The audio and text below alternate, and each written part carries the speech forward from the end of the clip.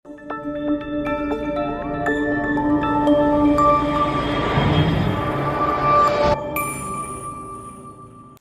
عليكم ورحمة الله تعالى وبركاته.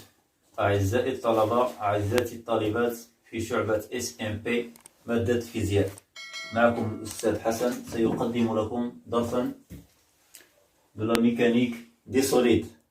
On passe à notre exercice. On a un solide S à la forme d'un demi-cercle.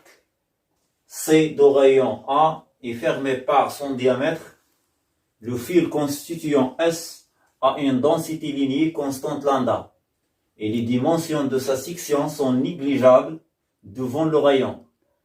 Soit R est un repère d'origine C, X, Y, Z, un repère orthonormé direct lié au solide S de masse M. La question que nous intéresse, c'est la détermination du centre d'inertie de ce solide.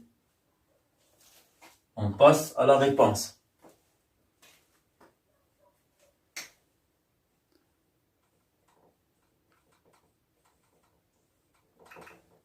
Première étape, le choix de repère et le dessin.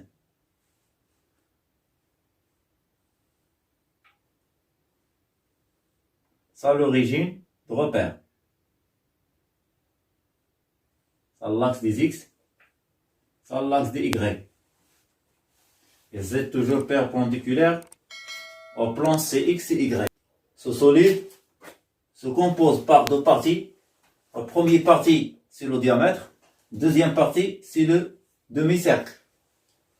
On constate que G1, c'est le centre d'inertie de diamètre et coïncide avec C, l'origine. Donc, G1 coïncide avec C. Et on cherche G2. G2, c'est le centre de demi-cercle.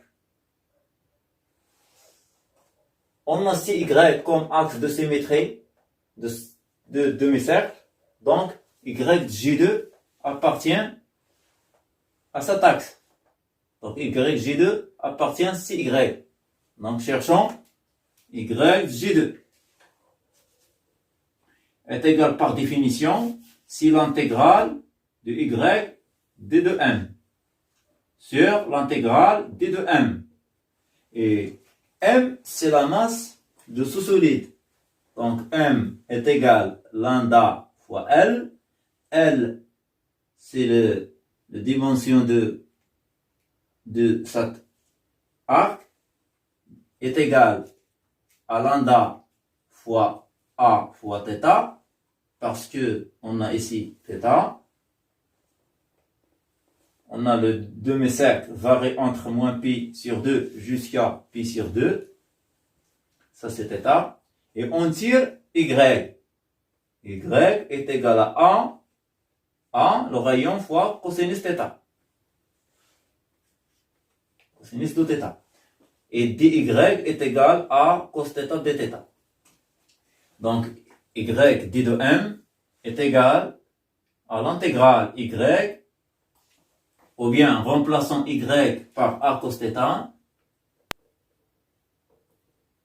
et remplaçant d de M par d de M ici, c'est lambda A dθ. Donc, d de M est égal à lambda A fois d de θ. Donc, lambda A fois d de θ. Le tout divisé sur l'intégrale d de M, c'est-à-dire l'intégrale de lambda A fois d de θ. Fois dθ. Lambda A fois d de θ. Donc, simplifions par lambda A, qu'est-ce qu'il reste?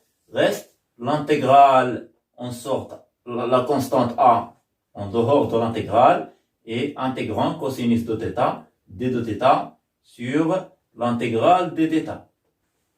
On a les barres de moins pi sur 2 jusqu'à pi sur 2.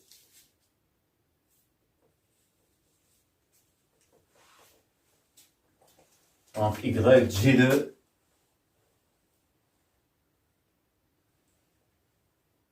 est égal à la constante A fois la primitive de cosinus et sinus θ, comprise entre moins pi sur 2 et pi sur 2, de diviser sur sur la primitive dθ, c'est θ, comprise entre moins pi sur 2 et moins pi sur 2. C'est-à-dire θ comprise entre moins pi sur 2 jusqu'à pi sur 2. C'est égal, sinus pi sur 2, c'est égal à 1, moins sinus moins pi sur 2, moins 1, c'est-à-dire plus 1. Donc 2a sur pi sur 2, moins pi sur 2, c'est-à-dire pi sur 2 plus pi sur 2 est égal à pi. Donc yj2 est égal à 2a sur pi. On a maintenant G2 et on a G1, on passe à la relation barycentrique pour déterminer le centre. Donc, CG est égal à M1 facteur CG1 plus M2 fois CG2 ou bien YG2, le tout divisé sur la masse M1 plus la masse M2. On a G1 coïncide avec C, c'est-à dire CG1 est égal à 0. C'est un vecteur nul. Elle reste M2 fois CG2 ou bien YG2. Donc CG2 est égal à YG2 divisé sur la masse M1 plus la masse M2. Et on remplace. Est égal à la valeur de M2 de demi-cercle et M1 de diamètre. Donc, sachant que M1 est égal à lambda fois 2A, parce que on a le diamètre est égal 2 fois le rayon, lambda multiplié par la distance de diamètre, c'est-à-dire lambda fois 2A, et M2 est égal à lambda multiplié par la distance de périmètre de demi-cercle, c'est-à-dire PA, P fois A.